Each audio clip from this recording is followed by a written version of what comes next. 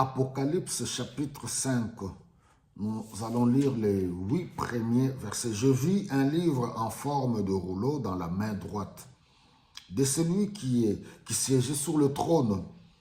Il était écrit de 2 côtés et fermé par 7 sceaux. Et je vis un ange puissant qui proclamait d'une voix forte: qui est digne de briser le sceau et d'ouvrir les livres? Mais il n'y avait personne, ni dans le ciel, ni sur la terre, ni sous la terre, qui put ouvrir le livre et regarder à l'intérieur. Je pleurais beaucoup parce qu'il s'était trouvé personne qui fût digne d'ouvrir le livre et de regarder à l'intérieur. Alors l'un des anciens me dit: ne pleure pas, regarde, le lion de la tribu de Juda, le descendant du roi David, a remporté la victoire. Il peut donc briser les 7 sceaux et ouvrir le livre. Et je vis un agneau debout au milieu du trône, entouré par les 4 êtres vivants et les anciens. Il semblait avoir été égorgé et il avait 7 cornes ainsi que 7 yeux qui sont les 7 esprits de Dieu envoyés par toute la terre. L'agneau s'avança et prit le livre de la main droite de celui qui siégeait sur le trône.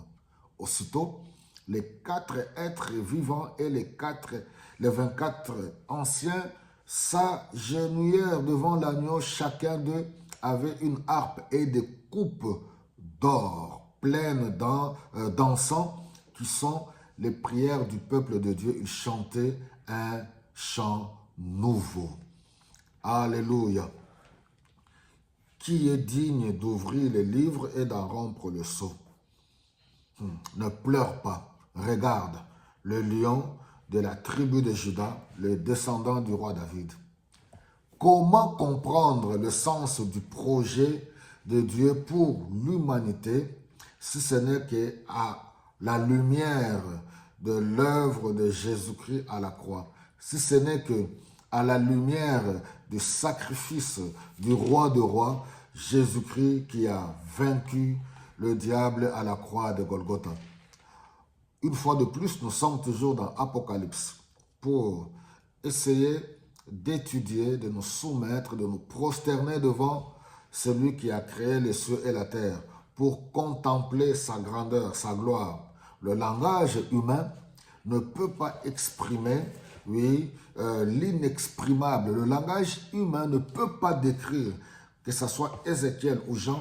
Ils ne vont qu'en comparaison. Ils ne peuvent que comparer parce que quand la gloire de Dieu se manifeste, quand, il y a la manifestation de la puissance de Dieu, le langage humain ne peut pas le décrire. Sors de tous les débats stériles qui ne peuvent rien apporter dans ta vie. Comprendre le sens de la vie, comprendre le sens de l'humanité, ce n'est que par l'œuvre de Jésus-Christ à la croix. Lui qui a vaincu, et c'est par lui que toutes choses ont été créées, toutes choses subsistent en lui. Il est le seul et le véritable qui accorde le salut pour le pardon, du péché de toute l'humanité. Toute race confondue, toute origine confondue, toute tribu confondue, toute tradition, tout ce que vous voulez, le salut merveilleux n'est que par l'œuvre de Jésus-Christ. Ouvre ton cœur par la puissance du Saint-Esprit, reçois et accepte Jésus-Christ dans ta vie comme ton Seigneur et ton Sauveur. Les jours sont tellement proches. Que Dieu vous bénisse abondamment.